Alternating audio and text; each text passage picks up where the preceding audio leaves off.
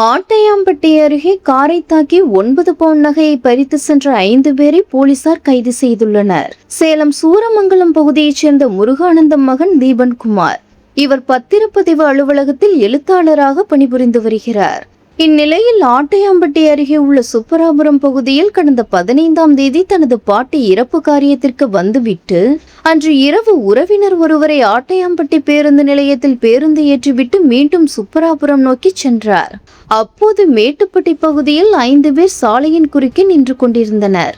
அவர்களை ஒதுங்க சொல்லி தீபன்குமார் ஹாரன் அடித்துள்ளார். ஆனால் அவர்கள் 5 பேரும் கஞ்சா மது போதையில் இருந்ததால் கற்களை வீசி கார் கண்ணாடியை உடைத்தனர்.